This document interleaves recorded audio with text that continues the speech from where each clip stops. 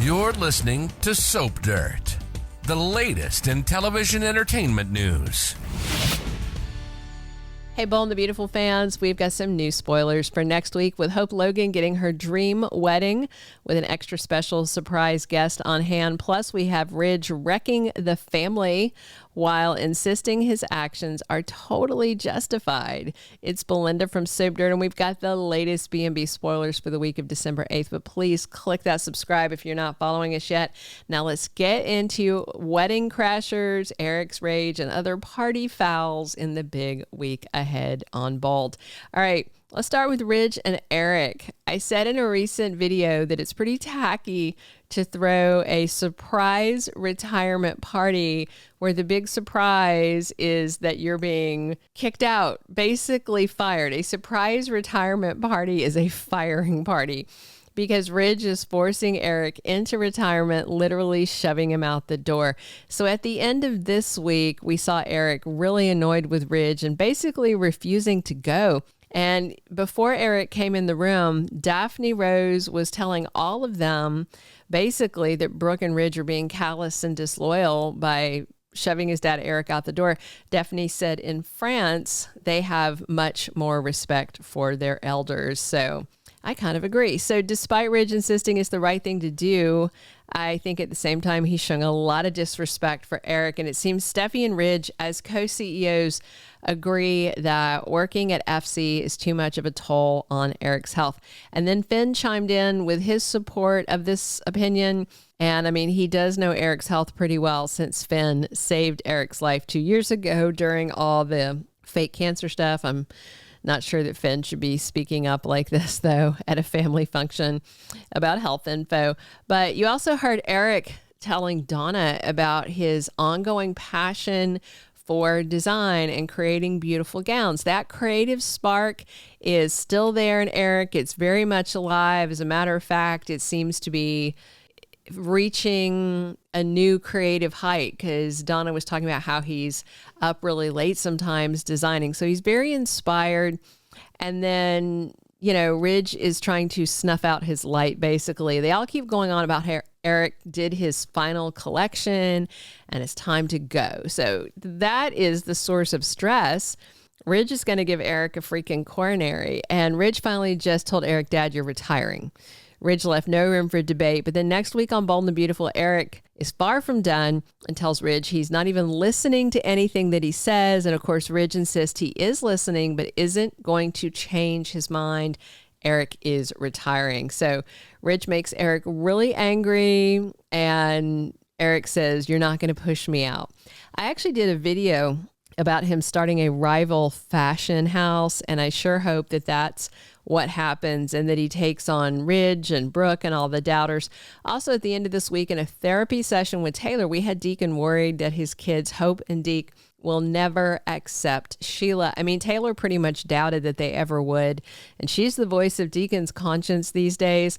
And we already saw Sheila telling Deke about how excited she is to be at Hope's wedding. Sheila has this whole fantasy in her head about being there on Deacon's arm, embraced by the family, as if the Spencers, Logans, and Forsters are just gonna forget Sheila's past and give her hugs and welcome her into the family fold. It's not happening. Deacon already told Taylor that if Sheila isn't invited to Liam and Hope's wedding, she'll be crushed. And the thing is, we know Sheila's not getting an invitation. The wedding officiant, Little Miss Beth Spencer, specifically said Granddaddy Deacon's wife cannot come. And then next week, sure enough, we've got Sheila coming unglued. Once again, she barges into Taylor's office uninvited, low-key looking for some free therapy. Maybe Sheila thinks it's buy one, get one free since Taylor is seeing Deacon as a patient. So Sheila's ranting to Taylor about wanting to be at Hope's wedding, and it looks like she has found out that Liam and his fiance do not want her there at their big day, but she's telling Taylor and it seems like she's planning to show up anyway. But then we've got Taylor telling Sheila that crashing Hope and Liam's wedding would be a crazy thing to do. So I guess Taylor shouldn't have used the C word, crazy, not the other C word, because Sheila slams a vase down and says to Taylor, "You think I'm crazy?" Come on. We all know she is, right? But clearly Taylor hit a nerve with Sheila. And yeah, Taylor and everybody else knows that Sheila is batcrap crazy. Obviously, Taylor will try and talk her down and try and get Sheila to see reason, urge her to be patient, but I don't think she's going to listen to Taylor. Also next week on Bold and the Beautiful, we do have Hope and Liam's wedding. It kicks off.